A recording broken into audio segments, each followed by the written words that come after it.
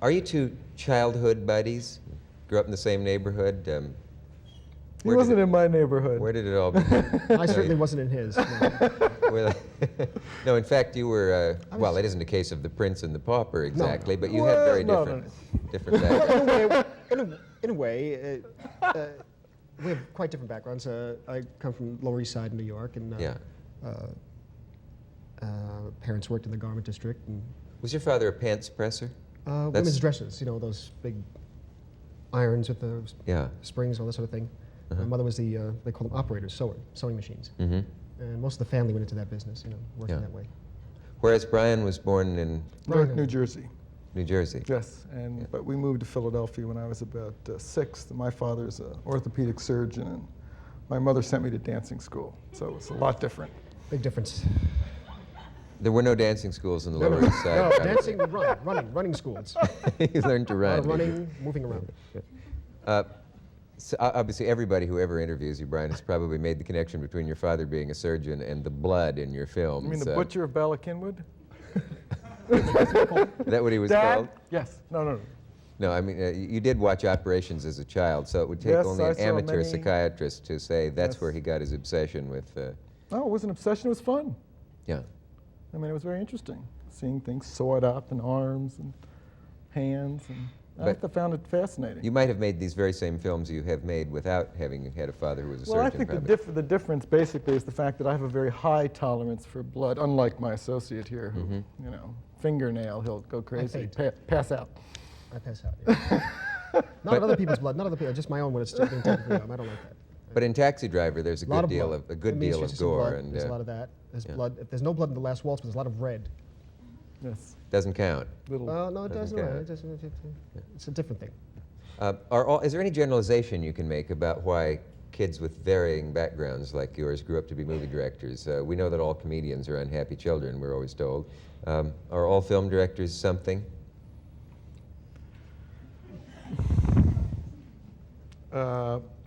Persistent? Persistent is right. Persistent. Yeah. Sibling rivalry in my case. It could be the same here. Yes, he has older brothers. Older brother? Older brother, yeah, older brother, same thing. Two. Same thing. Two he has 2, brothers. I have 1. Yes. But why film directing? Now, I would love to be a film director, but it has always occurred to me that it would be, you would have to know so much about so many impossible to master crafts that how does anybody have the nerve to do it? And as a kid, can you conceive of what film directing is like?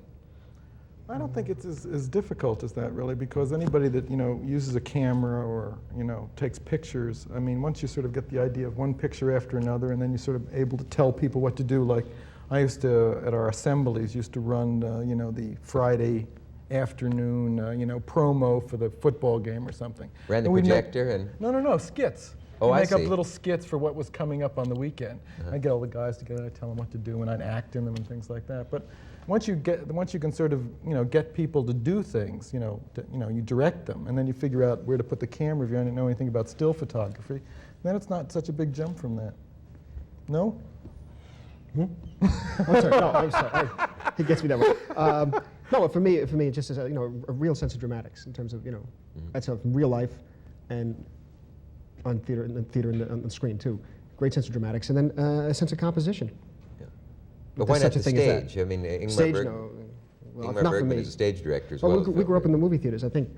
I'm speaking for myself. Yes, he grew up in the movie theater. I mean, always in the movie theater. Maybe that's something a director, well, almost also, every director I know life. has You want to do things large, operatic, you know. That's hard to do on the stage. Large style, large scale. Canvas. Large scale. Yes.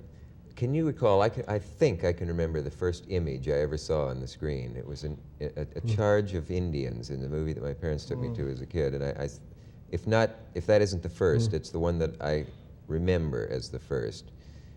Does everyone remember his first film that he went to? I remember, I saw, it wasn't my first film that I went to, but I remember very clearly watching a trailer in True Color. True Color is a 2-strip form of color at the time. It was a cheap form of color, Republic Pictures. It was Roy Rogers and his horse Trigger, and he was jumping over a log. My father had taken me. Yes. You remember this, Brian? Remember? I told you this? And jumping over a log. Jumping over a does log. sound It was exciting. a beautiful horse, and he had all this fringe on. It Yeah. just looked beautiful, you know. So he's sitting there watching this, and my father said, "You know what that is? You know that's Trigger." So you know what a trigger is? And I said, "No, it's a gun, isn't it?" I said, no, that's the horse. It's the horse's name. I'll take you to see that next week. And I said, great. And from there on, I was hooked on Roy Rogers and Gene Autry and the westerns. And But at that point, did you want to make movies, or did you? I no, wanted to be Roy I Rogers don't remember when anything. I saw think that. that was my first, that and being fed some baby food, I remember, in a high chair. That's my first 2 memories.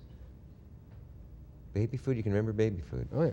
Maybe they fed me baby food when I was 5. I don't know. But I remember it basically, that was it. Did you ever see Thief of Baghdad on television? I Thief of remember Baghdad, that. I saw it, but I was that about I remember. 6 years old, 7 years old. I saw it over and over again. Arms coming around and stabbing. Yeah, I remember it over and over again. And That was free and up the to 2,000 spider years, going across yeah. the big.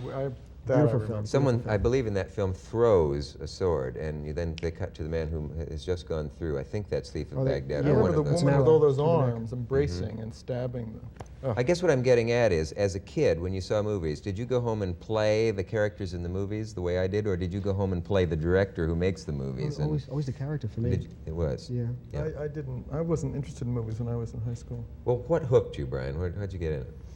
When I got to college, I sort of got interested in theater, and they wouldn't let at Columbia, when you were an undergraduate, you couldn't direct plays. That was too sophisticated. You had to do other things. So I figured, well, maybe I could make a movie because I knew how to photograph things. And then I was allowed to do that. So I went out and got my friends, just like putting together these skits in assembly. Yeah.